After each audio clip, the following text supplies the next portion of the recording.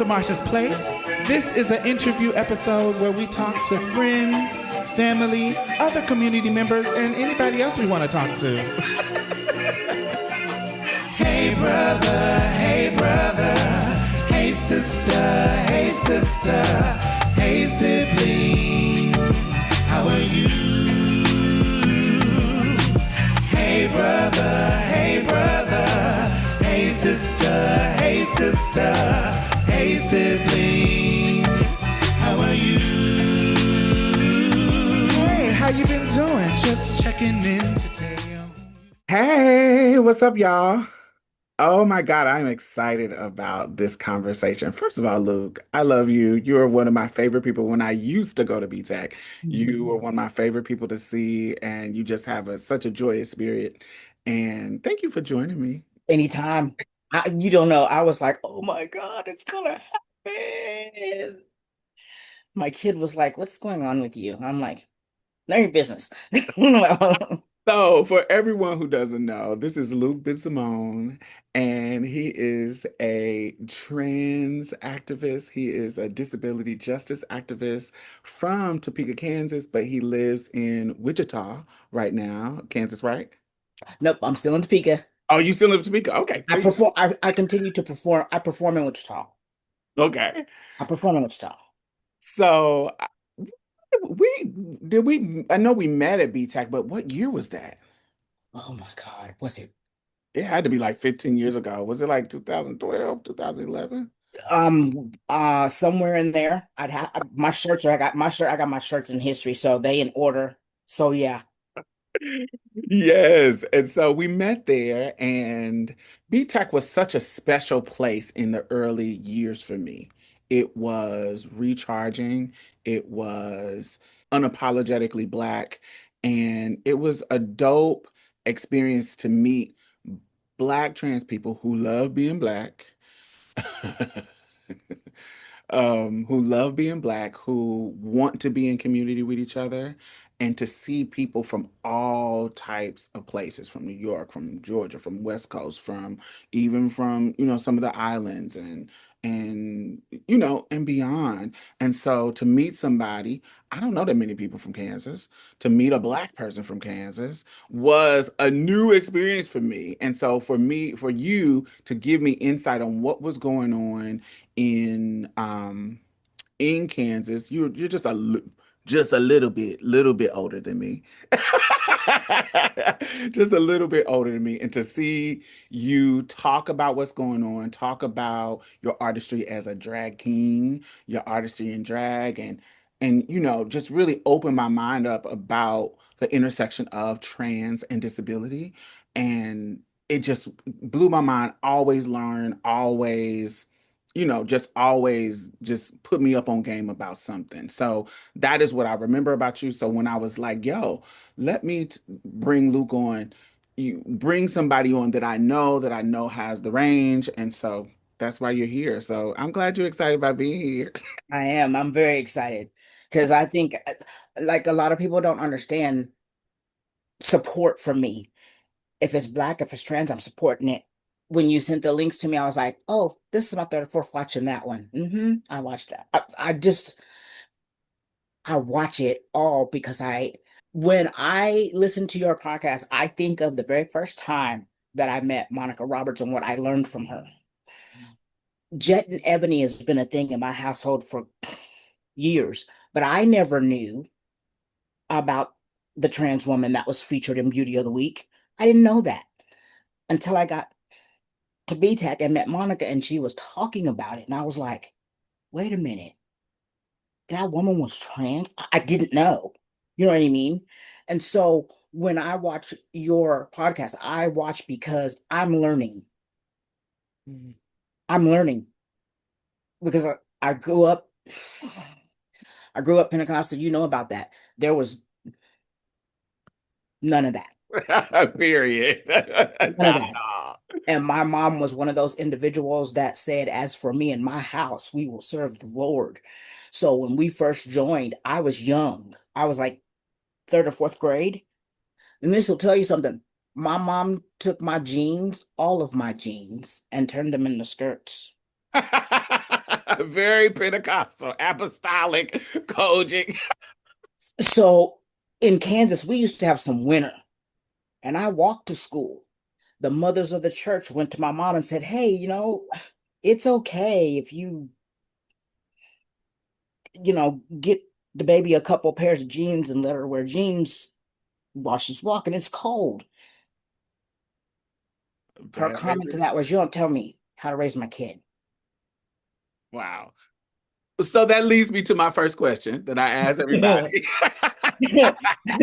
Who was loving on you and taking care of you and raising you in the early part of your life? I'm gonna give that credit to my grandmother. I'm a grandma's boy. Mm, But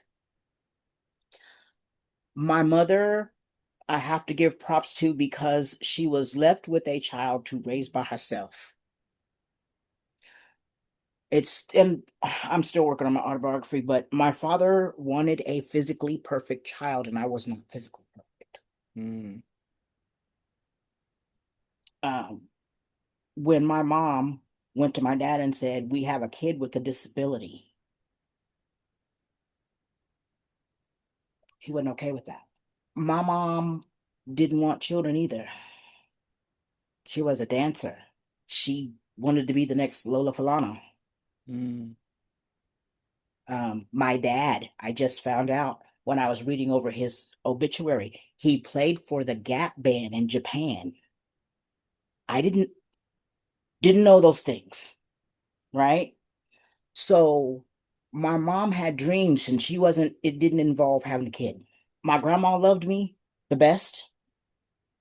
I'm not saying that my mom did not, but there was a really big gap. And I'm an only kid. So, what's some memories about your grandma that you remember growing up that kind of still linger with you now? So my grandma used to have a daycare, and I was one of the kids. Um, I'm spoiled when it comes to grandma, and I didn't want any of the other kids sitting on her lap and all of that. But I had a thing where she would, after all the kids would go home, she'd give me a bath, and she would pick me up out of the tub, and I would run down the stairs and run out the door, nothing on. And the neighbors would call and go, "Opal, you're..." Come on, Opal. Yeah, Opal. They would say, your grandbaby's down here showing all her. And so you know how some parents might be. They might, you know what I mean, switch in hand. She would come and she'd have that blanket and she'd have a big old smile on her face, and she was like, "What are you doing, my little naked bunny? What are you doing?"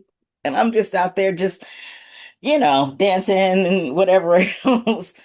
And she would wrap that towel around me, and she would say to me, she said, "You can't be showing everybody all your business up in here."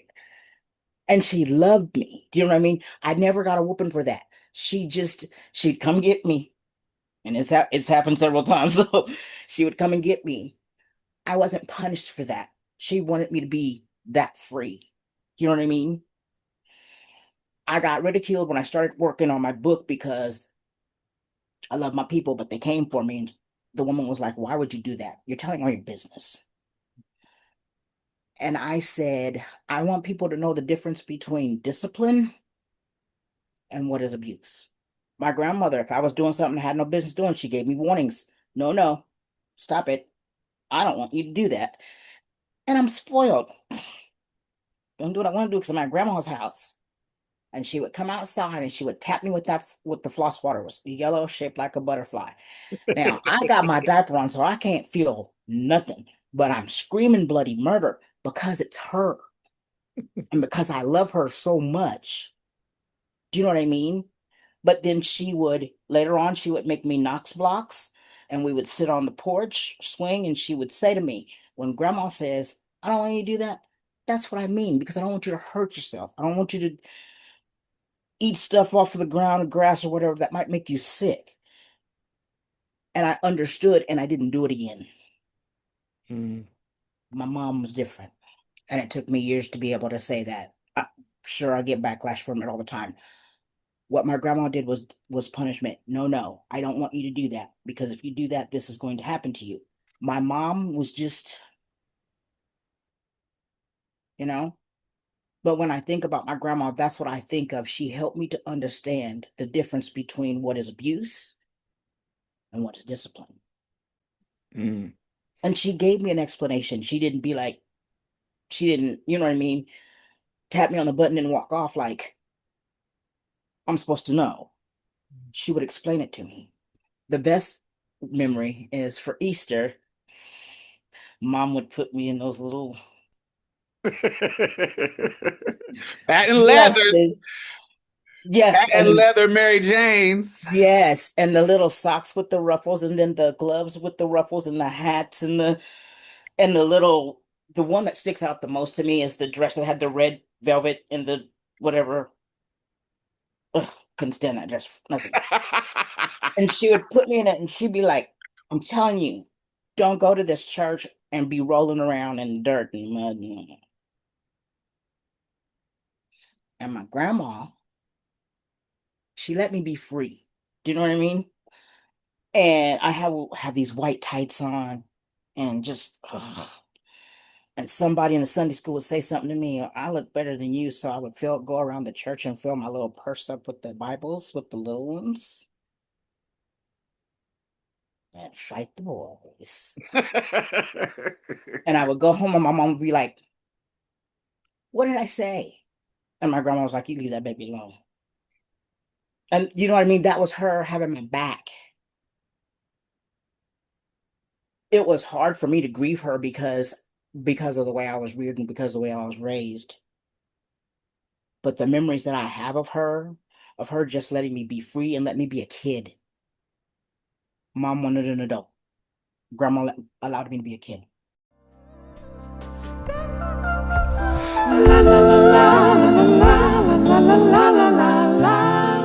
Oh my God, I want to thank all of our new patrons this week. Thank you, thank you, thank you. Yay, yay, yay, yay, yay. So, not only are you helping to sustain this particular podcast, I also donate to other podcasts, I donate to other organizations. I have my finger on the pulse of the community. And I know a lot of grassroots organizations that are doing great work out here. So you're not only helping to sustain us, you're helping to sustain other people in a community because I put my money where my mouth is. That's just the kind of bitch I am. Community is fuck. So thank you. I really, really appreciate you. And if you have not become a patron, why have you not? You can donate as low as $1 a month. It doesn't matter. Anything helps. Please. Do I have to play Sarah McLachlan and show you puppies? Like, what do I have to do? Do I have to resort to what the white people do to get you to give them money? Anyway, the link is in the bottom. Back to the show. In your journey growing up, when did you start to notice that you were different in regards to differently abled in regards to your peers? How did that reveal itself? How did you start to like your perspective of the world start to be like, oh, this is a barrier, or this is something. So I went to a place here in Topeka called Capper's Foundation, and I went there first so that they could do the IEP on me to so I could mainstream into regular school.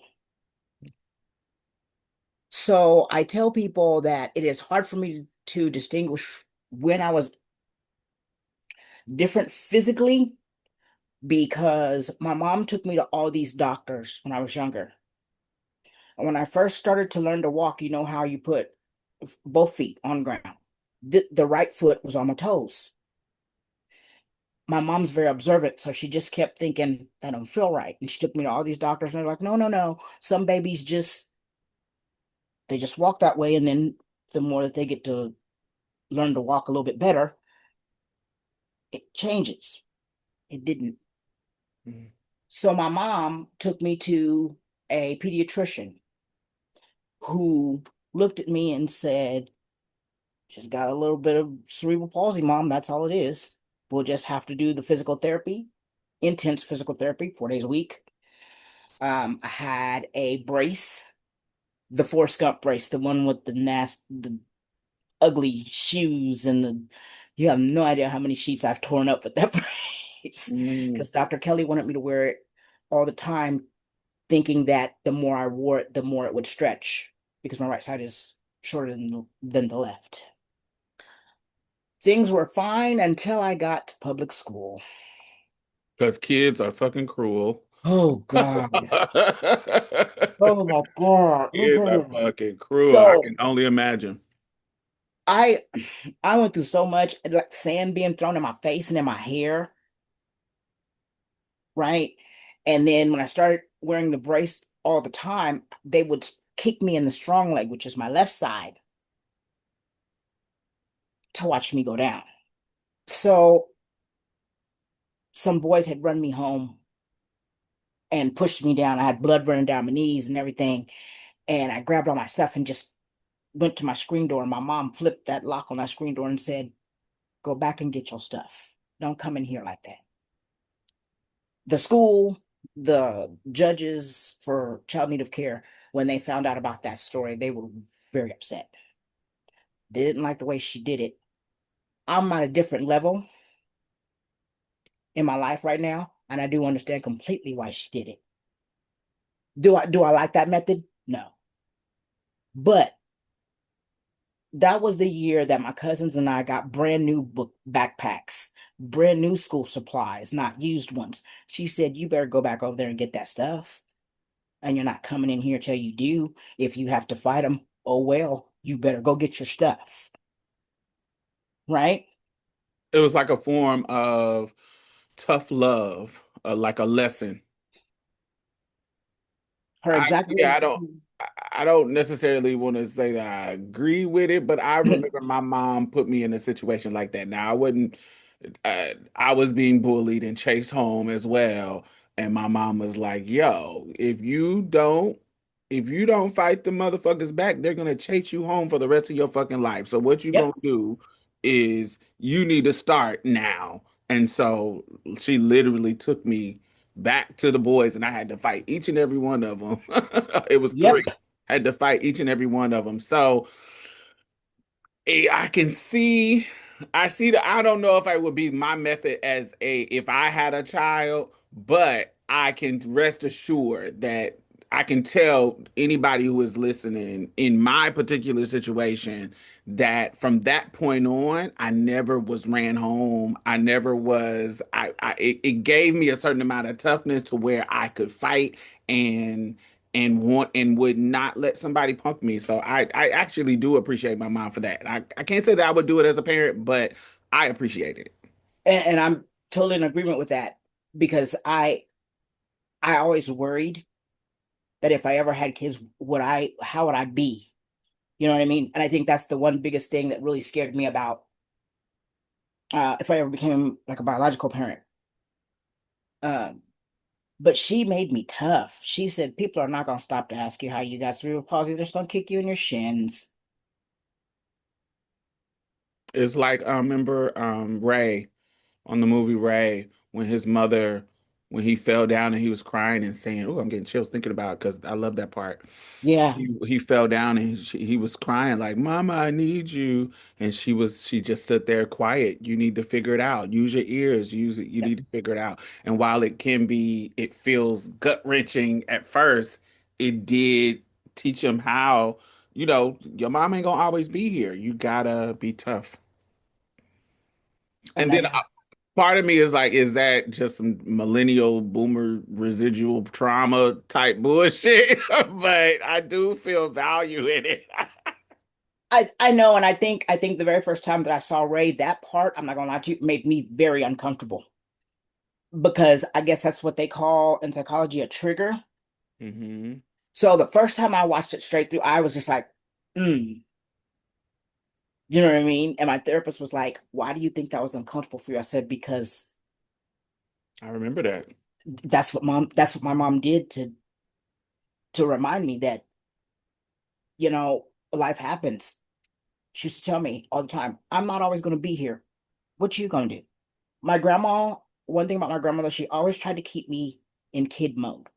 Mom tried to make me an adult early here. I had to get up on a chair and learn how to make eggs, wash dishes, stand up on a chair and do the peanut butter and jelly thing, but that's because I was a latchkey kid. Yeah. I spent a lot of time by myself. So, She was working. yeah, 3 jobs. Yeah. Um, I know that when I tell people, I don't know if you've ever seen those videos that talk about Gen X and why we are the way we are and all of that stuff. I watch some of those and I go, yeah, that was me. I spent a majority of time by myself. And so, mom, again, as I mentioned, she really didn't want any kids. And the thought always occurred in my head, then why didn't you just why open adoption? There's that. And she said, because I didn't want to put my responsibility on somebody else. I'm at that age where I get it, but when you're younger, it just doesn't, it registers as mom does not want me. She really does not. I'm a burden, I'm a problem here. That's how that registered in my brain when I was younger. Does that make sense? Facts. So, in regards to your gender journey, how is this maneuvering? Because eventually, you will acknowledge your transness, but in this area of life, you're assigned female at birth, you know that you clearly with the dresses and the Easter dress, clearly there's these rules around dressing. How does your gender journey start to unfold as well? So, mom raised me. My upbringing was like you, I know the way to explain it. Someone in a presentation I did not too long ago said, your mom wasn't didn't help any. And I said, can you break that down and explain to me what that means? And they said, because you literally grew up, your mom raised you like most black males are raised. No emotion, no crying, uh, not very affectionate towards me at all. Mm, Um, I had Chip's Big Wheel. I don't know if you remember that show or not, but I yeah. had the big wheel because you push the buttons and you could hear Eric Estrada talk and whatever. My cousins now had this thing, you got to go down this steep hill, and if you can, you know, it's a boy thing. And I flipped it. I hit that curve, that groove in the sidewalk, and I flipped it. I had blood coming from my elbows, my knees, my nose. I was smiling, granted, because I was just like, yeah, that was great because it's adrenaline rush. But my brain said, I just want to hug my mom. And as I got to the top of the hill, she said, go in the house, clean up. She stopped me because I wanted to get the affection. I wanted the whatever it was that I was looking for. And she put a pause on it and made me go in the house and clean up. I don't know if people understand how that contributed to the masculine mind. Um, there was no crying allowed in our house at all whatsoever. She was the one that got tired. She was the one that showed emotion. She's the one that got sick. Everybody else, you're a kid. And I'm working 3 jobs. You ain't got shit to complain about. I I was waiting on appreciate it. I was waiting. I knew you was gonna say it. I knew you was gonna say it. I was waiting on it. I not was that waiting on that's it. not that that's appropriate, healthy, da da da Right, da, but right, I right, can right. imagine. But that's exactly what it was. That's exactly what it was. And so my mom did not go to therapy until she was 63 years old. And she shared this with me. She said, I don't like the therapist. I said, oh, Mom, you don't like anybody. Just do the work. You know what I mean? And I said, so what happened? She said, oh, she was trying to tell me that I wasn't accepting of you being trans, and she didn't understand how I was not accepting in the way that I raised you. I said, okay, is she wrong? She said, what you mean? I said, Mom, love you with every fiber of my being, but that's not how. This is gonna sound horrible. She despised women. Mm. And my grandma's theory was God has a sense of humor. God sent you a girl. See what I'm saying? So when the therapist said, you raise this child the way you were, that's how we raise our boys. In America, that's how we raise men. You don't And understand. that's not healthy for the men. Absolutely, absolutely. And the therapist was like, so you just gonna sit here and tell me that you don't understand? And she said, I don't. She said, but you wanted a boy. You stated to me, you've told me in the past that you wanted a boy and you were sent a girl. She said, but you raised her like you raised a boy. So it made no sense to me when I came out to her as trans and she said, and I quote, you have to understand that for 40 years I've accepted that God gave me a princess. Okay, great, wonderful. You know what I mean? And so when the therapist came at her with the same situation, and she's calling me, she's like, I don't like her. I said, Mom, you don't like her because she's telling you exactly what you did. She said, but did I? I said, So that can be a question. Not to she need that therapy, blah blah blah blah. But the question right. is that I can imagine somebody listening to our conversation could say, "Well, it sounds like if your transness is rooted in that trauma, rooted in that kind of lack of emotionality, is it real? Is you living your truth as a man real, or just your a response to that trauma in that environment?" Good question. And so I had to think about that in the beginning of my journey. That's the first thing I thought about because I thought, oh my God, people are going to think that, the reason why I'm transitioning is because my mom didn't really want a girl. It wasn't about that. My cousin said something to me that made sense. She said to me, she said, I don't know if I like it, love it, or hate it. She said, I don't know. She said, but I will tell you this. She said, I know that you're happier. You're not that sad little girl anymore. She said, and you remember I used to tell you all the time that you were a sister. You don't have to fake a switch. You have it naturally. She said, and I just felt like you were trying too hard. She said, and I'm not trying to, be judgmental or anything. She said, but I'm being honest with you. She said, I just felt like you were trying too hard and you didn't need to try hard. And to a certain extent, she's right because I felt like I was always trying to, people laugh, my drag children laugh, but I was ultra femme and You were nobody can imagine that. But performing that to try to overdo do it. you know what I mean? I had the nails, I had the braids, I had all of that. And when my cousin brought it to my attention, she said, you remember the breakdancing skirts? I said, yeah. She said, you had the tightest one. And I was just like, okay, I'll go with that. And which it was true. I don't know what I was trying to, I don't know what I was trying to do. My mentor, Stephanie Mott, said a statement, and I totally agree with it. She said, you were pretending to be a girl. And I really was. I was trying to overdo it. I really seriously was trying to overdo it. And I think that's when my cousin brought it up. I had to really sit back and think about it. I started performing as a diva here in Topeka. And it was okay, I guess. I love performing. But someone said something, hurt my feelings during a competition. And I backed completely away. My drag mother said, you can come back to performing, but you're going to come back as a king. I was Mm. like, okay, great, whatever. I don't care. The first show that I did as a king, I sat on my couch for we got home about 2:30. I sat on my couch till 9:30 that morning.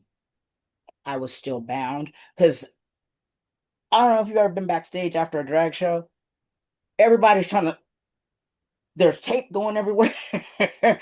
There's people trying to get back to their, gender. For me, it felt so natural that I said, okay, this is feeling a little bit too natural, a little bit too Something's comfortable. here. Something's here. Yes. And so Stephanie Mott, may she rest in peace, who was became my mentor. That's where I learned the word transgender because I didn't people don't understand that in my biological family, when we talk about the LGBTQ community, it's derogatory terms used, right? So I didn't learn transgender till I got with Stephanie Mott. And I stretched out on my floor, and I know a lot of people have their beliefs or whatever, but I stretched out on my floor and I said, God, I don't know what's going on. But if I'm going to hell, I need to go to hell in the right way. I know a lot of people don't like for me to say that, but here's my thing. My grandma taught me that God, anybody can have a relationship with God, and He speaks all languages, including hood. She said, all you have to do is just talk to Him, baby. He's there. And I stretched out on my floor and I said, okay, God, I don't know what's going on, but something's going on. And I started taking estrogen blockers July 18th, 2010. Mm. I just, it was past drag. I'm sorry, it was past drag. It wasn't just, you know what I mean? Hmm. It was past drag and I felt it in my soul. It was something else. And I did a video recently where I was talking about I got these weird we all get this kind of shit where a motherfucker will come on our post and say just to be rude, oh, you'll never be a woman or you'll never be a man or you just that bullshit.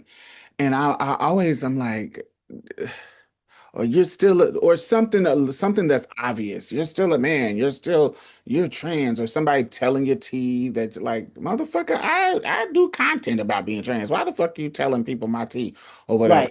Right, right, Like I'm right, not ashamed of my tea, motherfucker. right. But sometimes the video I was saying like even if okay. I'll never be a woman. I'll never be blah blah blah blah blah blah. The reality of my situation is making me less depressed. It's making me happy. I'm navigating the world performing my gender how I want to perform it. Whether it's your reality or not, whatever this fantasy, let's say it's a fantasy, I'm living it and I'm Hmm. happy. I am joyous. What is the fucking problem? This is my life. This is what I want to do. This is my body. Whether you want to acknowledge it or not, doesn't matter. The world affirms me in the way that it does. And only time it doesn't is when it's some haters like you trying to be hateful. But Hmm. in most of the time, I'm navigating the world joyous and happy. And so, whether this is a fantasy or not, I'm living the fuck out of it. So, mind your fucking business and let me be fucking happy. It really shouldn't matter. Absolutely. Absolutely. I've been called princess. So during the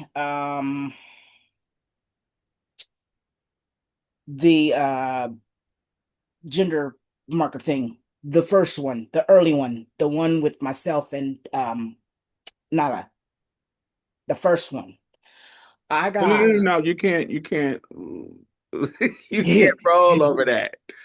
So, so what we're talking about, recently, Kansas made trans people explain that part recently, and okay. we'll go back to the other. So recently there was a law passed that said that trans people have to go and put the gender that they were assigned at birth on their IDs and on their birth certificates. Yeah. But before, what was going on there? Come on. So The first case, well, actually, let me back up because Stephanie Mott went to Bangkok, Thailand to have her surgery done, right? And she was excited because she had everything done. She had all the paperwork. She came back here to have her gender marker changed. And they told her no. She sued, she lost. Okay? And then she passed. So, right after that, I'm chilling, having dinner with my drag children. I get a call. It says Lambda Legal on my phone. And I said, hello. And they were like, yes, is this Mr. Bensimon? We are Lambda Legal and we are calling because we want to come and talk to you about Stephanie's case that she lost. Oh, okay. All right. He said, yeah, we're gonna come talk to you face to face. So they came in, we talked about Stephanie's case, we talked about the situation and why they were there because they were for a whole new case. Same concept, whole new case. What year was this? Oh God, that's a good question. I don't remember the year, but I want to say somewhere between 2017 and 2018. Okay, that's enough. Okay. And we were talking and we talked a lot. My very first press conference, I had no clue because we went to Kansas City. I'm in Topeka, so we went to Kansas City, Missouri, because that's where we're supposed to meet up with Nyla. They hand us these folders, and I'm like, what's going on here? And he said, these are just talking points. Oh, okay. Right? There's a podium. There's about 7 or 8 TV channels. Now I'm having a panic attack because I'm like, God. And he's like, no, no, no, no, no, no, no, you'll be fine, you'll be fine, you'll be fine. What is going on here? So I get to the podium and I open the little folder. Lights come on. I said, this is being recorded. This is a press conference, which again, I'd never done a press conference, so I didn't, I'm freaking out. And I'm going, okay. And then he says, no, you know what? Just speak from your heart. And they were asking, what would it mean for us to be able to change our gender markers on our IDs and driver's license, whatever? And I said, I don't remember exactly what I said, but something to the effect of it would make me feel uh more connected, I guess, or something like that. Um, they went to court and did their thing. Um, a week or so later, I'm on the phone, I'm talking to them, they're checking on me, making sure I'm okay, because I did get some nasty little messages.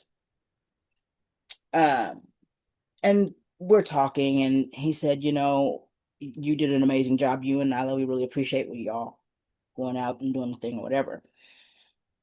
So my morning routine is that I get on and I read my emails so I know what I'm doing for the day. Reading this email from Lambda Legal that says, you know what, you're an amazing activist and a whole bunch of good stuff. And at the end in capital letters it said, we won.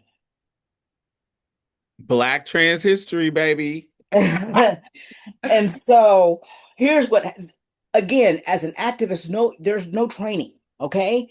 The moment that I shut my phone, Channel 27, Channel 49, Channel 13, New York Times, Kansas City Star are blowing up my phone. Like legit, just and I'm going, okay, I haven't even had coffee yet, y'all. Let me just get myself together. Do you know what I mean? And so, for everybody listening to the story, just so it's very clear, this was a lawsuit that would allow trans people to get their gender marker changed in Kansas. Mhm, mhm, And so this was something that hadn't been done as we just described. Somebody tried, Stephanie Motts, and I'm pretty sure somebody before her, um, and failed. She ended up passing away, and somebody picked up the case in another situation and added y'all to the case. mhm. And Y'all won. That is Yeah, powerful. yeah. And that's where I always that's why I say I think that sometimes we need to do stuff for activists because I was completely clueless. I didn't know anything about a press conference. Media training. I'm They just do now. yes, They do now. but back then and now is amazing. She was just I'm just like she's good at this. Why couldn't we just let her do it? Do you know what I mean? No, we need representation. And so just the whole overwhelming and I got dressed and did my thing or whatever. I opened my front door and Channel 13 is at my door. They're parked in front of my house. I'm like, is this a competition to see who gets here first?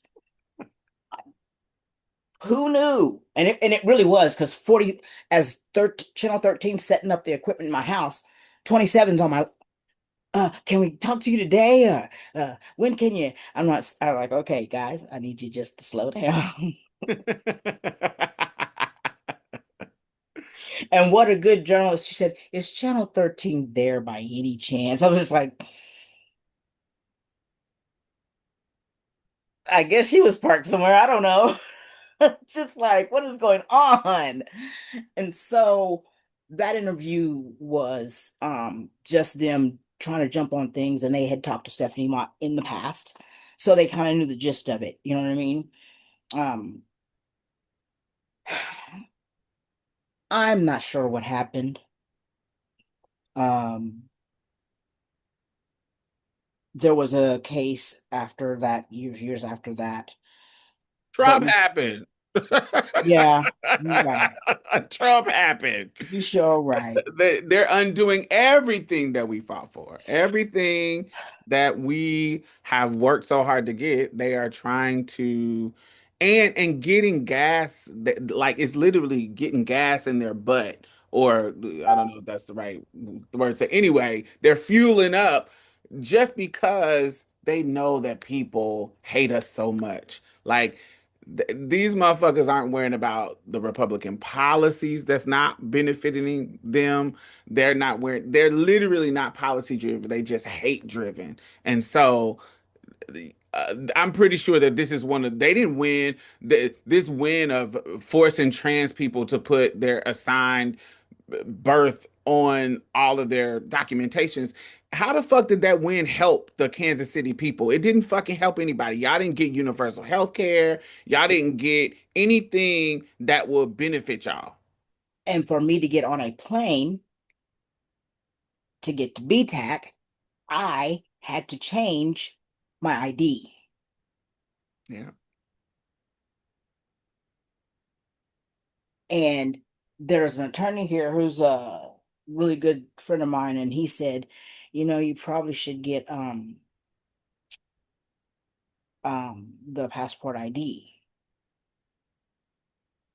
And this is when the first situation happened after we won the first situation. He said, no, seriously, you should just probably get your passport ID. And I said, okay, great, whatever.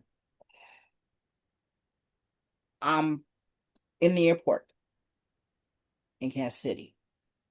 And I don't know his name or anything, but I want to thank him publicly because he looked at me and he said, and I was handing him my state ID.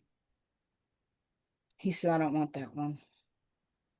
I said, that's the only one I got. He said, do you have a passport ID, possibly? I said, yes, I do. He said, well, then I'll take that one. I don't want that one. He said, I saw the No Place Like Home documentary.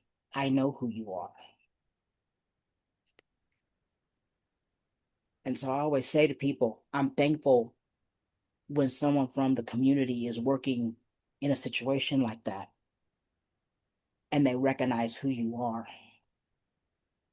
He may not have known it, but that meant the world to me because I was already stressing about, am I going to be misgendered because, you know what I mean?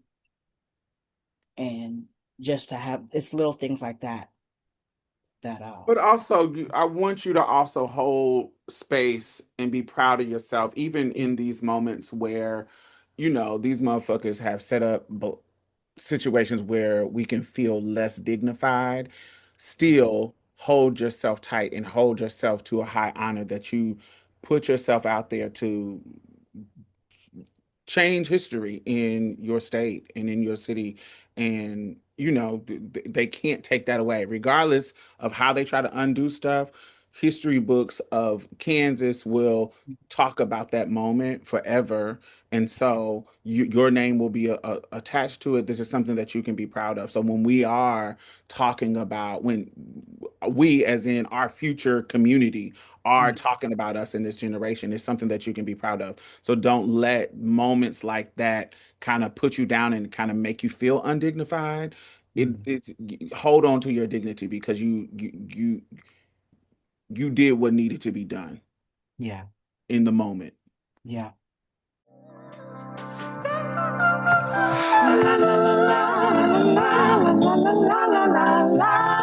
I want to switch up the conversation a little bit Okay. and talk about career. I want to talk about jobs, and I want to talk about some of the barriers that you may have come across because of your disability, because of your transness, because of your blackness, all the identities that you sit at the intersection of. Right. Um, but to give some context, I want to talk about how far we've come as a people. And not saying that we don't need to go further, but I want you to understand that we are in a whole, there is some disability justice people who laid a foundation for us to get here. And this conservative shit is literally undoing some of the stuff that they did.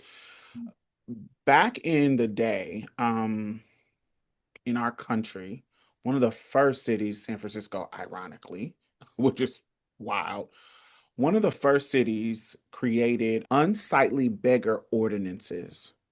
So in the 19th century, until like 1970s, many cities enforced these unsightly beggar ordinance, later known as ugly laws. San Francisco being one of the first ones, and Chicago, Omaha in the Great Plains, no, not far from you, Denver. These cities soon followed. These ordinances specifically criminalize being in public if the person is deemed quote unquote unsightly. So let me give you read some statute from Chicago, 1881. It says, any person who is diseased, maimed, mutilated, in any way deformed, so as it is unsightly or disgusting, shall therefore if he expose himself in public, he will have a penalty, or she will have a penalty, a fine of $1 for each offense. So these type of ordinances, why they were passed, was the guys was we're just trying to clear the street of beggars, but eugenics and all these kind of bullshit ass beliefs like that disabled people were there was like this civil contagion or this like moral failure just because you could see them in public. Mm. They prefer disabled to people to be isolated either at home or institutions. And so sanitariums were coming up in existence, like they were building these kind of like asylums, and they were becoming big businesses all over the country. And so they wanted to fill them up. So the easiest people to fill them up is going to be disabled, people who they considered ugly, unsightly, that are beggars on the street because they couldn't find jobs. These type of people were easily marginalized, and so they created laws to be able to lock them up.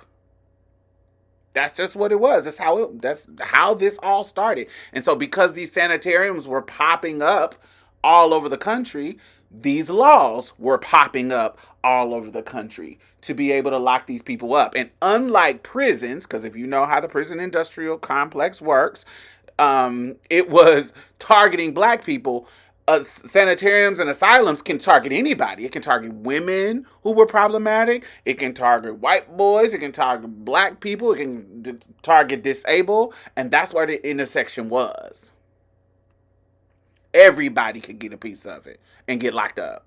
One of the ways around the laws was the only way you can be in public and be looking crazy to them and looking ugly or looking maimed and looking where you're not breaking the actual law is if you were actually being put on display for education or entertainment, blah blah blah blah blah blah. So AKA, you were a part of circuses and freak shows. And because they couldn't work, being a part of freak shows and circuses was the only way that they could make money. So now, Barnum and Bailey and all these people who have a legacy of circus acts now, they started by exploiting this law, exploiting this little trick, this little loophole to be able to get these freaks, quote unquote, to work for them. And they exploited them, underpaid them, and they were forced in this system of degradation. I don't want you to just think about disability. I want you to think about black people who look differently, that who don't fit the beauty standard, who are drastically different from the beauty standard, that may be considered ugly or their body is to be considered deformed. Think Sarah Bartman, Venus Hottentot, who was literally somebody who people put on display because of this type of bullshit, this type of rhetoric, this type of discrimination and fetishization of our bodies, of our differences. And yeah, I don't want you to just think of it in regard of just a disability. How does it intersect with all the things that were going on at the time in the late 1800s and early 1900s? These are the kind of impacts that we come from, that we had to fight against. And so it forced people who had different type of bodies, who it forced them to not be able to work. It forced them to stay in the house. It forced them to be publicly ridiculed without any social consequences. It put them in dire situations because they couldn't live normal, as close to normal lives as they possibly can, because even the world around them was not letting them do that. Now, we have had tons of advancements when we think about what was going on in the 70s and in the 80s, and the Disabilities Act passing. Um, and so we are in a whole different place, but we still have ways to go. And so I want to ask you now, as somebody who has, you grew up in the 80s, 90s, and early 2000s, and as we in how has those things affected you growing up, and how have you seen them change in the positive as you has gotten into your adulthood, and how has it started to turn back into some bullshit? Oh, wow, that's an amazing question. So I always say that I'm truly blessed because my disability could have been worse, right? And couple things. I was born in 71. I don't know if she was telling me because it was true or if she was telling me to be cruel or what, but my mom used to say all the time, I could have just let them stuff you in a jar. Because I weighed 2 pounds. Cruel, I, cruel, I got you. cruel. No question, All cruel. right. I weighed 2 pounds, 3.5 ounces. Okay. And so I think that what you just, educated me about, I think in the 70s, like you said, they had just tried to do something different. But I flatlined twice. They didn't have the first of all, the equipment. I couldn't use the nipples on the bottles because they were too big. And we're not even going to discuss diapers for new preemies at 2 pounds, 3.5 ounces, right? So when I flatlined that second time, they were going out of the room to tell my mom, hey, we did everything we do. My grandma said, I got a problem with that. Come on, grandma. She said, I got a problem with that. She said, and to do CPR on someone that tiny, I mean, there's not much you can do. Do you know what I mean? The nurse that I interviewed for my book, she said, let me tell you, there's medical and there's spiritual. She said, and you got prayed back here. She said, I Come don't on. know what I believe when it comes to that, because when you're in the medical field, they're not about that spiritual life. She said, but I'm telling you that your grandma stood at that window and watched you and she prayed. She said, and then your little heartbeat would do that, and then you'd flatline again. And your grandma would be like, no, no, baby, come on, come on, come on. Grandma's here. Come on back. She said, and I promise you that the more and harder she prayed, your little heartbeat kept coming back and Come coming back. She on. said, That so oil. she said they can tell me what they want to tell me. She said, but your grandmother prayed you back here. My mom said that, and my gotta include my dad in it, on that one too. But he used to always say, "Well, no one's gonna want you because you're crippled, and so that's just the way it goes." So for me mentally, my parents just kept telling me that no one's gonna want to be bothered. No one wants to play with a crippled. Anything you can think of that they would say. I am happy about the accomplishments compliments that we've made since I was born, right? Because inventions, um, studies, and all of that. But for all of that happening, I still have the most rarest type of cerebral palsy there is. They don't know if it's going to get worse as I get older. They don't know. Um, and because my mom used to tell me all the time, you're going to be eligible for all those programs that are for people with disabilities, but you're going to be ineligible because it's not severe. So technically, someone like me that has the type of cerebral palsy that I do kind of fall through the cracks. Mm. I still have to advocate for myself on a medical level. But we've made some improvements. Um, and that makes me happy in the aspect of people who have severe types of cerebral palsy, they can have now. There's now other options to different things. The commercial that kind of made me angry is now they have preemie diapers for 2 pounds and 3.5 babies. Like actual diapers, not gauze pads like I had to use. And so those are some of the developments. They've got the diapers, they've got the bottles now that, you know what I mean? The setback is probably some of the laws that they're trying to pass. Wait, wait, wait. Um, Before you go there, okay. I do have questions because you just said 71, and Hmm. so I can only imagine. As a historian, I want to give a little bit more context during the time about the time that you were born. During this period of time in the early 1970s, there was economic suffering from so much stuff like stagnant growth in regards to the economy, skyrocketing inflation, similar to what we got going on now, massive job loss, like it went up like almost 10% when it unemployment went up almost 10%. It spiked to the highest level it had been since post World War II in 1975. And so that left millions of people unable to find work.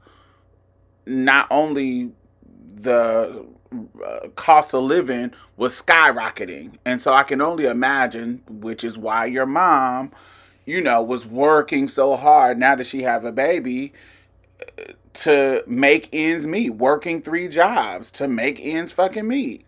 What was the financial burden around, like, how was your braces being paid for? How was how was your parents navigating that? So at that time, during that time in the 70s, that brace was $1,000. Mm.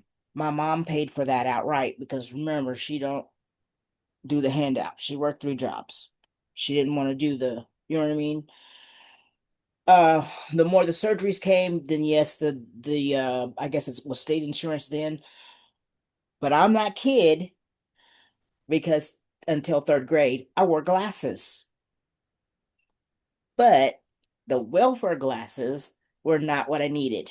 So mom still had to pay out of pocket for my glasses. They wanted to do a surgery where they were going to take a bone out of the left arm and stick it in the right arm to so that it would extend all the way.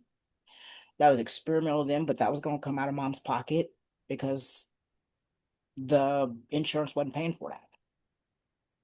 And it was literally, I got the state insurance, but it was useless because the glasses that I needed, it didn't pay for, you know?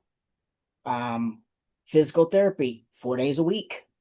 I'm pretty sure mom was paying for that out of her pocket. Um, I mean, state insurance is different, but mom just, she's that one. She didn't want the government, the state giving her anything. She didn't want the handout. So when we got to that level, what difference would it have made? Because the insurance didn't cover the glasses that I needed. Eye surgery, I'm pretty sure she paid for that. The only surgery that I can tell you she did not pay for was the surgery to break my toe and put a screw in it so it would grow straight. And that's because I was foster kid at that time. So You know what pisses me off about this is these motherfuckers, especially in the middle of nowhere, like when you're in these little Bible belts or rush belts and da da da da da, they always talk about Jesus and taking care of the poor and taking care of the sick and taking da da da da. But when you actually talk to motherfuckers who actually have needs, and I don't understand this either, but people can be like, oh, I don't accept homosexuals, and when it comes to the center, we ain't talking about somebody that's disabled. It ain't got nothing to fucking do with sin. And y'all are not breaking y'all fucking neck to get the policies and the laws and using your tax money to help people who actually need it outside of the sin. So y'all love to act like y'all don't want to give money and y'all don't want to help. Y'all don't want no socialist programs and y'all Christian and Christian this, Christian that, Christian this.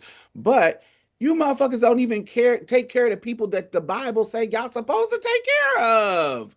You don't even fight to get it just blows my mind. There is no way in the 70s, as religious as motherfuckers was acting, in the 70s and early 80s, that motherfuckers didn't do whatever needed to be done so that people in who are disabled should be taken can't be taken care of. We had enough money to take care of fucking even like now we got fucking enough money to pay for people Viagra now, and but disabled people are fucking on fixed incomes that they can barely live on.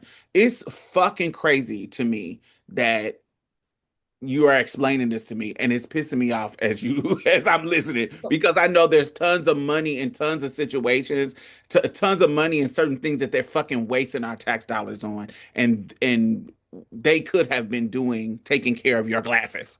right. And so a lot of people back then, yes, my mom was the radical. She was part of Black Panther Party. And quiet as it is kept, even in my biological family, I strongly believe the Black Panther Party helped with some stuff. Because I met Angela Davis twice. And so I I feel like that the programs that the Black Panther Party had going on during that time period, I do believe that may have been some assistance going on.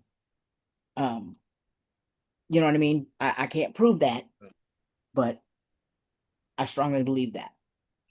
Um, it was organizations like that that I think kept a lot of low income families, afloat Upload.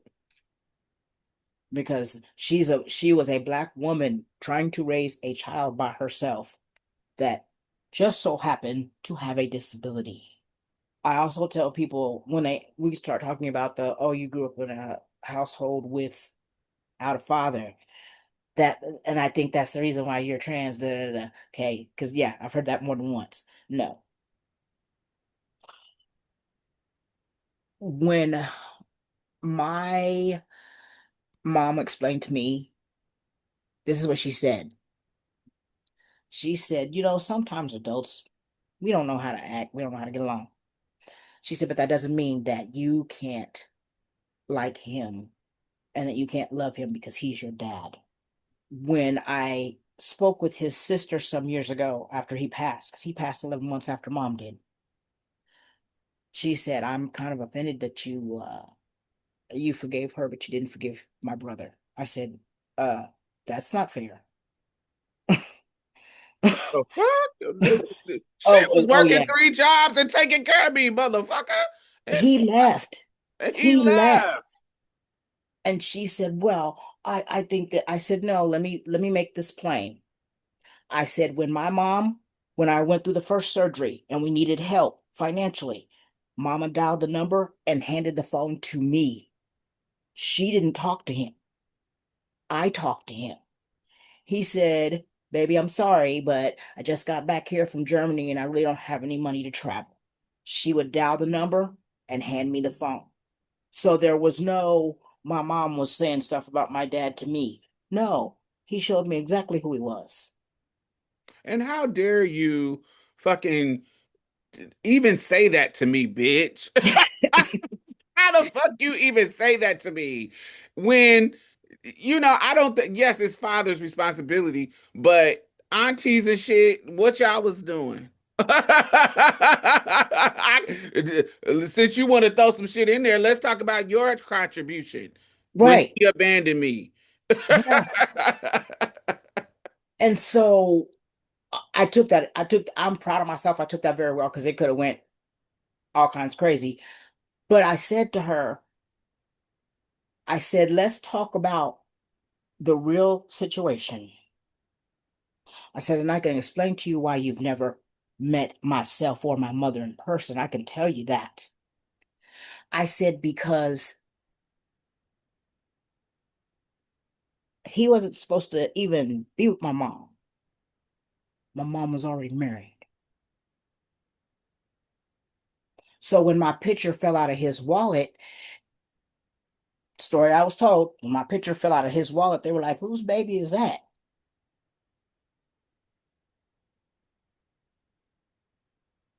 So, But even that could even be some story to tell. You care about me enough to be holding my picture in your wallet, but you abandoned me. The fuck? This is crazy. and so when I wrote the chapter of my book called Non-Existent, I wrote it with the aspect of saying, I'm kind of, I'm there, but I'm not there. But it wasn't just me. It was my mom that was non-existent too. And we don't talk a lot about certain situations of how I got into this world, how I came into this world. It's something that people may or may not understand, but when you're born in a situation like that, it's like isolation, but not isolation. I wrote a blog about how being non-existent, nobody's ever looking at you. For example, in my heyday, when I was doing whatever I was doing out in the streets or whatever it was that I was doing out there, the person that introduced me to all that figured that just because nobody was really paying attention to me, I wouldn't get caught. I didn't. No one ever even looked at me twice. It's a certain level of invisibility. That's it. So even when I do the activism and the stuff that I do now, I have to sit back sometimes and go, well, okay, it's done. People are getting help, whatever the case may be. If they know who did it, they know who did it. If they don't, And I want to say active invisibility because it isn't just some complacent. I feel like people are actively ignoring disabled people, especially if their disability is visible. I feel like sometimes it's because of whatever. There's some kind of weird avoidance. yep. I love my biological family with every fiber of my being. But after my mom passed, everybody just kind of Mm. that invisibility. That's a powerful thing, and also a thing that I have to work through sometimes because it's so easy to isolate. It is. It's very easy to isolate. It's very easy to isolate. Um,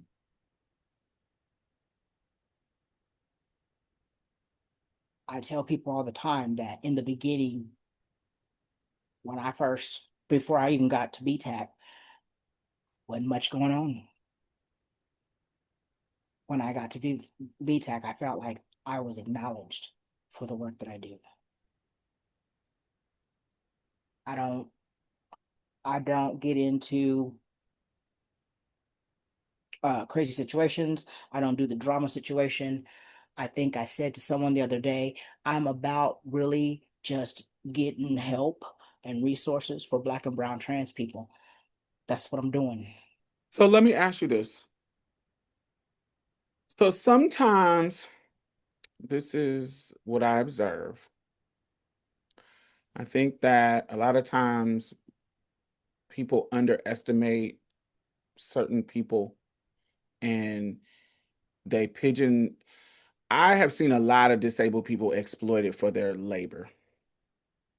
I have seen them stuck in positions at jobs with no promotion because they're not even giving them a chance to be in powerful positions because of their disability or because of their underestimating their either their capacity or underestimating just them in general. And so I have seen them not get promoted, not get paid well.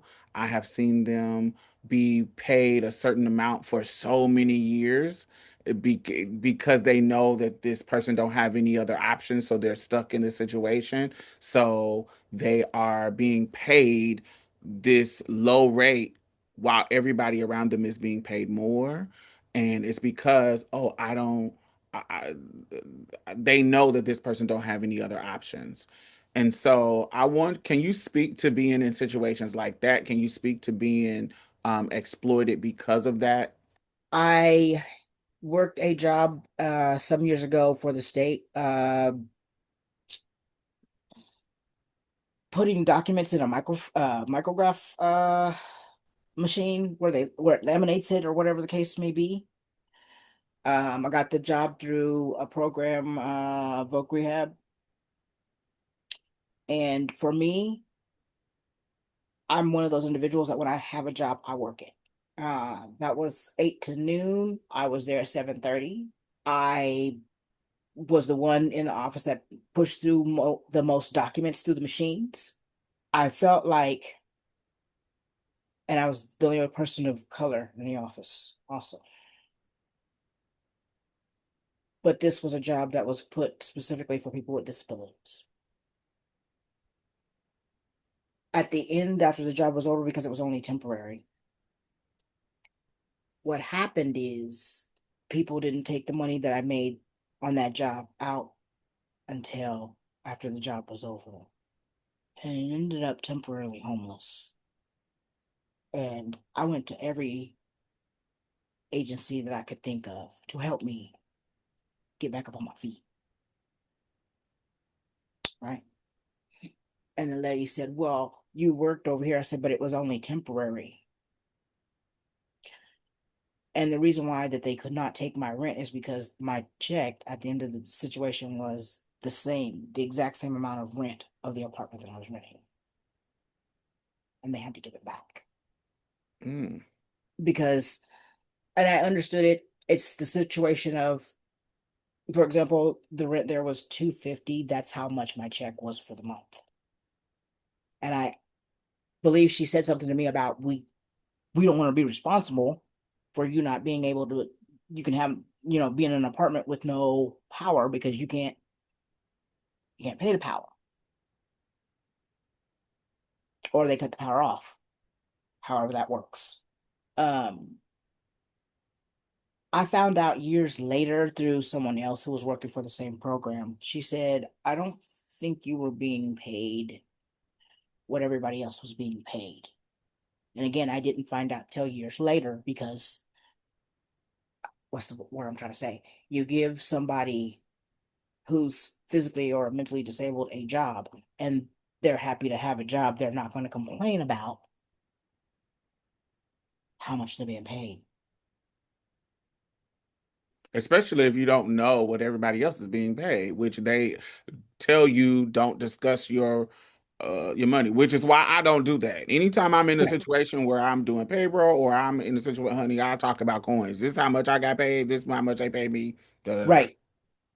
I felt like, because I found out years later, I felt like, wow, if I would have just kept that job, they would have kept me. They would have kept paying me the same. You know what I mean? But because I was there on time before anybody else, because I was pushing through um, more documents than anybody that was on that shift.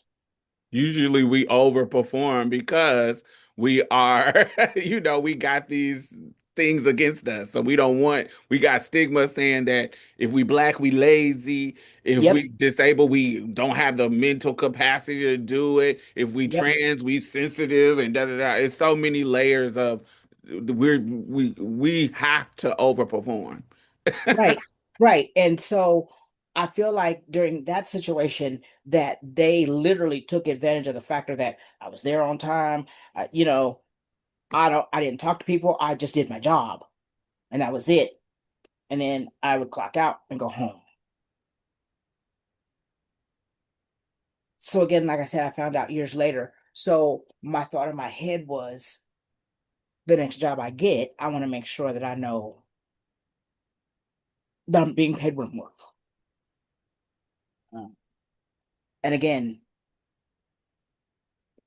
I my biggest thing presently is I I work my job or whatever, but they're cutting, like, for example, I apply for food stamps, turn in my reports, turn in everything I need to turn in. And I've been battling DCF ever since. I'm a natural born hustler, so I know what I need to do in some aspects. Um, but you can't just say, we're gonna give you $24 worth of food stamps. There you go. I'm diabetic. What you want me to do with that? 24 fucking dollars. The I'm just fuck? I'm just saying. I'm just saying. And so when I'm battling the city of Topeka about repairs for my house, modifications, been bothering. You wanna know what the deal is? I'm too young. I'm 54, but I'm not 55. No. So I'm battling. I feel like every time I turn around, I'm battling that. Yes, again, I have a disability, but it's not severe. And when the guy said, "Oh, well, we can put a ramp in for you," what I need a ramp for? I'm not in a chair. You know what I mean?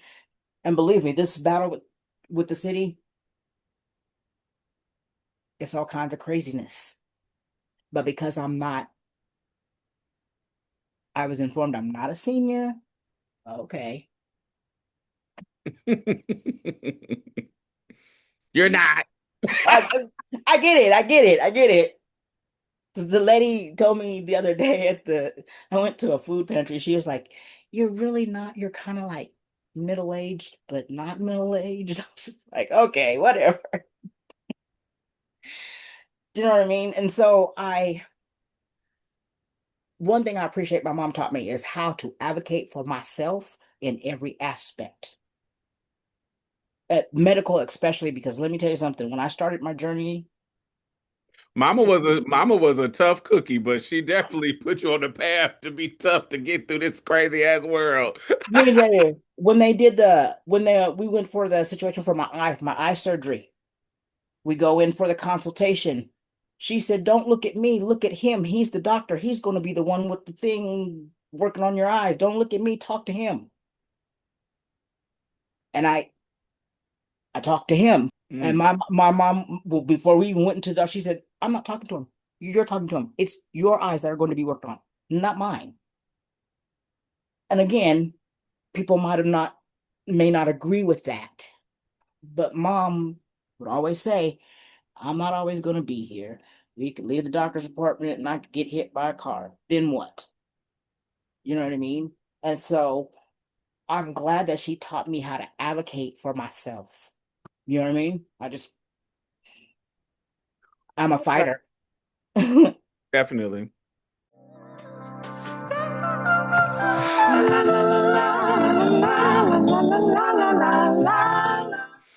All right, we grown.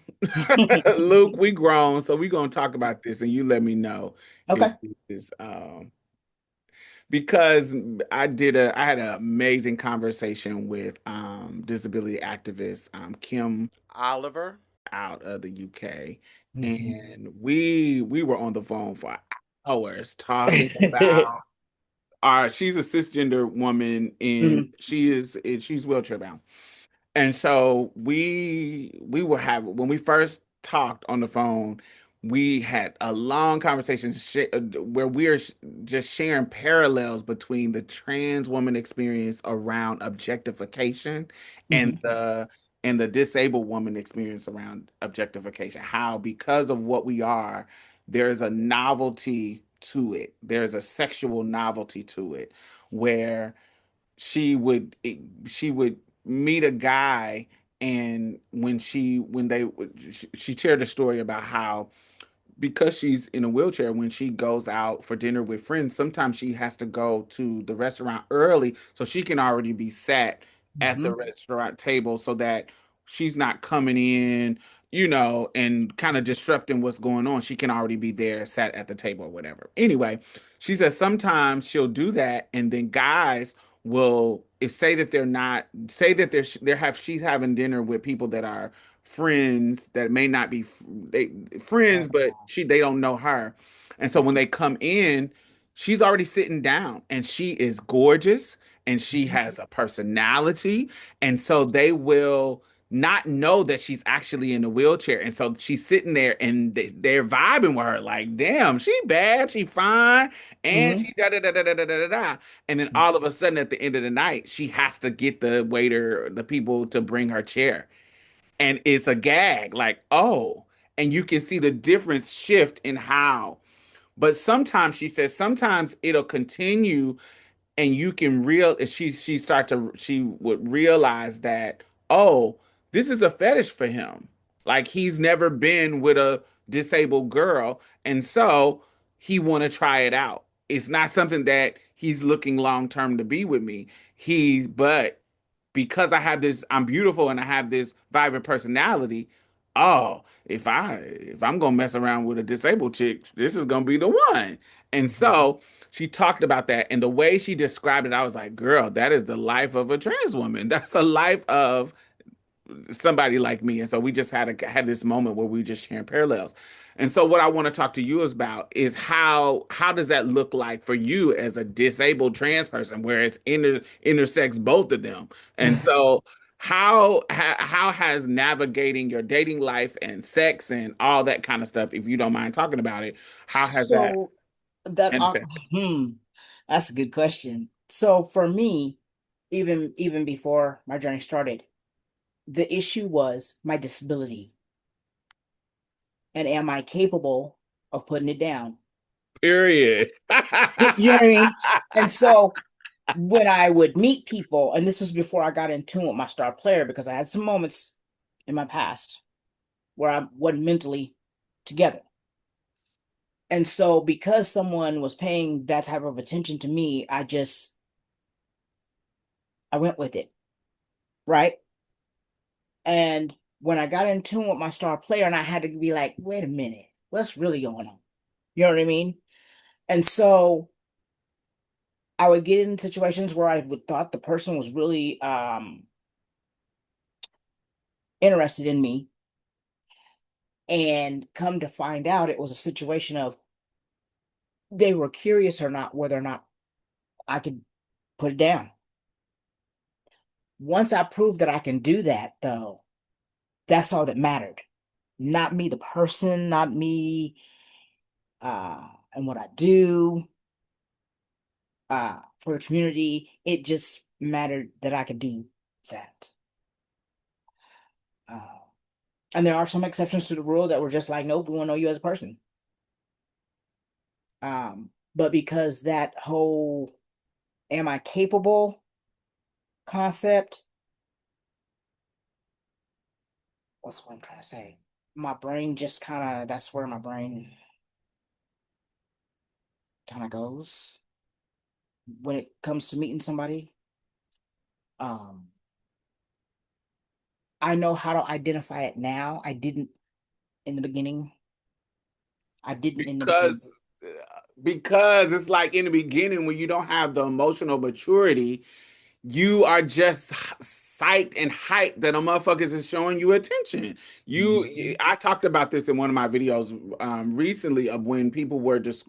I talked about it in the context of EJ Johnson and saying that he only dates straight men. That sparked the conversation, but I was trying to explain how so in the beginning, early days, you just kind of are you don't know any better because you fucking young and you because you what you are most motherfuckers are shunning you. So when you do meet that guy that is telling you that you're pretty, telling you that you look good, or telling you that you sexy to them, or telling you da da da da da da, you kind of it's kind of like you let your guard down because you don't usually get this attention, and Right. so you don't know that you don't know until you experience the shame of, oh, you just want me for sex.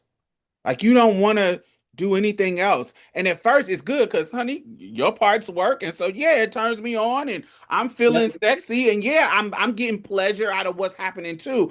But when I do want more and I realize and it comes to my brain that, oh, you're only calling me at 2 o'clock in the morning. You Mhm. only coming to see me to have sex with me. You're not taking me out to eat. We're not hanging out and doing fun stuff together like my normal friends. You're not you only are trying to only interest every time we have a conversation it leads to sex. What that mouth do, what that ass do, what Yeah. it leads to sex. And so when you feel the shame of that, then it's a problem for me.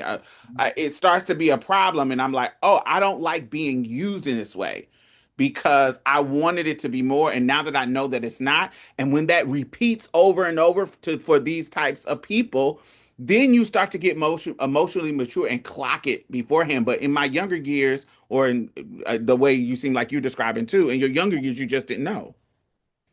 For people, someone I was dating and I thought they really were interested, but when it became of, hey, can you walk a little bit straighter, or can you walk with maybe your hands in your pockets so that I don't have to explain to my family and my friends what's Wow. I don't even have words to this day what that felt like. Shame. It felt you feel disgusting, you feel shame, you feel disrespected. Part of you wants to be angry, but part of you just feels like, oh my God, all the stuff that you had when you were younger, where people said you weren't enough, or you all that stuff comes back. And it's like, oh my God, it's triggering. It's horrible. It is. It is. I had a situation where people were like, you need to be careful because once you tell people that you're that, then you become, especially for cisgender men, because I didn't know, because what do I know, that it happens to trans men also with the whole fetish situation. But to be honest with you, um, my masculinity attraction is towards trans men. Haven't had the situation, so it's all good. But that's where my masculine, if I'm attracted to anything masculine, that's where my, you know what I mean? Where my masculine attraction is. I I get the warnings all the time, like going to different places, different situations, and like, please be careful because the cisgender guys in here, they're all about some trans men, blah blah blah. But how do you? For me, and my question is, how do you tell what they're looking for? You know what I mean? Because again, I don't deal with cisgendered men very well. Do anybody? True, I get it. No, I does, get it. does anybody? I get it. And so when when I get in a situation like that and it's like, oh, you're cute. I'm like, okay. That's my skepticism. I really have to, I think we should talk about more about how to really tell when it's a real genuine thing and not something crazy, if that makes sense. No, no, totally makes sense. I know exactly what you mean. What, Because and there's some also, smooth talkers out there. I just want to throw that out there. Okay, so but also, what I had to learn, the ones that are just about sex is actually easy. Like the ones that are just about sex for me, I'm Mhm. able to clock it in like quick, quick, quick, quick. Just about how you move, because the goal is to fuck you. So Right, right, their conversation is gonna always go to fucking to go to suck. Some kind of sexual is gonna always go there. right, So my defense mechanism is always, do you got some money? That right. usually kind of steered them away. But in regular relationship, when you're trying to build something with somebody, how do you get past just the sexual fetishization? What I started to once I learned how to clock that immediately, be what started to happen is I started to get people. How do I explain this? There are people whose turn on, like, it's not just the physical. What turns them on is the dating. Even though they are still sexual, it's still Hmm. based in sex, it's still based on using you for your body, but a part of their own sexual turn on is to date you, is to take you out, is to um talk to you and be that kind of person, even though the goal is still to keep you as a sexual object. It's not to move you to the next level of a commitment, to a serious emotional attachment. And that's the nuance that I had to learn at an older age. When I was Hmm. younger, I could clock the fetish freaks, the chasers quick. But it's that middle ground where they're performing like a guy that wants to know you. They're Hmm. performing all the stuff. And, there's a certain level, I have a certain level of passability. I have a certain level of attractiveness. So I can look good on a nigga's arm when we're going out to dinner. And so a dude, especially like that average type of dude who don't get dime pieces or who don't get attractive pieces, he will treat you like a fucking goddess because of whatever reason, and then boom, you realize that this is a part of his fetish. And I'm not talking about a game. I'm not talking about Right, somebody running game on you. I'm not talking about that. I'm talking right. about somebody who actually is turned on by the affection, who is turned on by your intellect. I am actually turned on to you not just because you are a trans, but because you are. I need that kind of intellect, and you are a trans with the intellect I like. So those type of ones can trick you and make you feel like they're trying to get to know you, but they're actually not. And so I had to learn that as I got older Yeah, between those yeah, two. yeah. I think me having a disability, I used to think a long time ago, years ago, that it was the having a disability was just the icing on the top of things. And so, meaning because I've struggled all my life with the whole dating thing, all my life. So when I got to that age where it's just like, hey, I'm gonna have to just figure it out, right? And when I met that person that said, no, I don't want to know T Rainbow, I want to know you. Because you gotta realize that being an entertainer kind of just does a monkey wrenching things. And so I also have to do not just for people, I gotta figure out, do they want to know who I am as the individual, or did T Rainbow do something on stage that they liked and that got them? You know what I mean? Not the individual who I am. I freak out. People don't know this, but when I'm performing, my worst fear is falling flat on my face because of a muscle spasm. And so when I'm performing, people don't know that that right leg, those muscle spasms are jumping. And so I have my moments with that. But I have had some genuine people come into my life and go, I know what to do. I know that, I know this.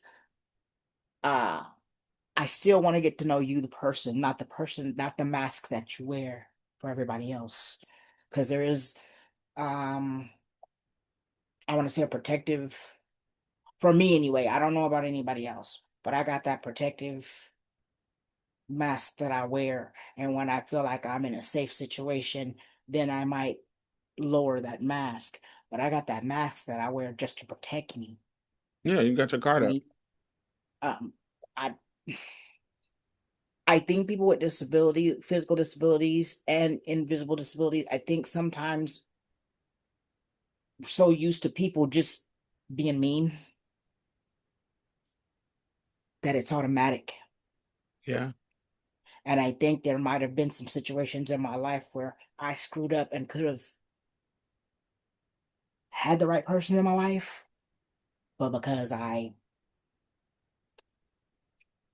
put that mask up because I wasn't for sure, I didn't know. Um, I think I've lost out probably on some good situations in a dating situation. I'm trying to learn how to not be that way, but like I said 5 seconds ago, some of these individuals are pretty good. And they're, you know what I mean? How they get close to you, how they plan on getting next to you, or whatever the case may be, so they can get what they want. And then once they get what they want, you know what I mean? Yeah. Um, I don't know. I hope that answered things. No, that answered the question. Gimme euphoria, more than peace of mind. It's the joy and space to change the tide. Gimme euphoria, more than peace of mind. It's the joy and space to change the tide. Gimme you. It's a feeling and a high you never come down from. Whoa. You watch the show. You I you do. watch the show. And so because we talk about heavy stuff, we kind of end the show with something on a happy note. So, Luke, tell me what is bringing you euphoria this week? Oh wow. One of the things is the being the honorary International Black Mr. Trans. That yeah, that's one of the things. I'm all about knowledge and learning whatever it is that I can learn. So I've been reading listening to Arsenio Hall's audiobook, his autobiography. And so you understand this being from that era and watching his show and all of that. But I'm learning some things that happen behind the scenes that public didn't know. You know what I mean? Um, I do audiobooks because I retain more of it, but reading has always been my thing. And here lately, I've just been reading um, about African Americans. Just finished Ice T's audio. I did not know he served this country. I did not know that until you know what I mean? Just I'm like a sponge. I gotta absorb some knowledge Mm. and just learning and just taking it all in, you know? So, me this week, I have been really focused. There's this game that I play called Elder Scrolls Online. And they just introduced a new event area called the Night Market. And they also introduced this new kind of reward system. They upgraded like a werewolf character, and it's just a bunch of stuff that they have. This update 50, they have just changed a bunch of stuff. And I have been prior to the update, I'm the type of person that doesn't like to get on the mic and talk to people because people on the online space can be assholes. It can Hmm. it can lead to they can be because there's an anonymity to it. they can be fucking racist, they can be sexist, it just can be. I never really have a good time. I rarely have a good time when I get on the mic and get to talking to people. But I have decided that with this update, I'm gonna start being more engaging and see if I enjoy it a little bit more. And so for the past week, I have been way more engaging, cutting my mic on, talking to people, and da da da da. And it has been kind of dope. I've been having a really good time and having dope ass conversation, meeting new people in the game. I already have some friends that I play with. My main friend passed away. It was my gay son. He passed away in 2022. Um, and because of that, I was kind of not playing it for a long time, and now I'm back, and some of my old friends are still on, and so we've been talking and engaging, and so that's what's been bringing me joy this week. My gamer life, Mhm. it's been dope. I'm new to the gamer world. I have a PS5. But I got hooked on, and I have it, but I have yet to play it. But it's called oh God, Mm. South of Midnight. And I was trying to kind of find a game that I could kind of ease my way into uh the gamer situation. Yes, I like the shooting games, but sometimes I don't want to do all that. I don't want to do all the shooting. And I came across this black guy who he does games. He plays games online on YouTube. And I was like, what's this game? It's called South of Midnight. And I was like, whoa. So I Mm. bought it. I haven't yet to play it yet, but I'm again, people understand I'm Afrocentric. I have to know if there's any games out there developed by, you know what I mean? Yeah. That's what I do. That's what I do. But yeah, that's amazing. I'm easing into the gamer lifestyle. I'm not there yet. I'm getting there. Thank you for coming on the show.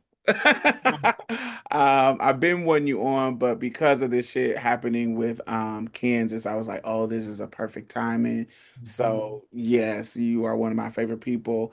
And yeah, I just love that you took the time to be here for me and share your story because I think it's inspiring and I think that it's powerful. So thank you for And joining me. I'm grateful that you let me tell my story. Because I don't get to do that much anymore. After Stephanie passed, it was just like everything just stopped. Mm, You know what I mean? And so I was like, well, okay, that's great. So I'm gonna support whatever I can support. That's Black trans led, Black trans owned. That's where my that's where I've been going. mm. Tell the people where they can find you. Luc Malik Bensimon. I'm gonna put all of Luke's links in the bottom so y'all can go support whatever you got going on. And of course, the book. When does the you know when the book is coming out? Or you're just working on it. So I'm still working on it. I had somebody that was going to go over it with me, and then they kind of just got involved in another project. Okay. Um, so I have a manuscript. It's not, I want to go back and redo some things. I will let you know when I get closer with that. Okay. Perfect. So make sure y'all follow him and support him. And we will see y'all next week. Thank you for joining in. Make sure you thumbs up and comment. Thank you for joining us. Have a wonderful Thank day. you. Thank you for having me. Bye.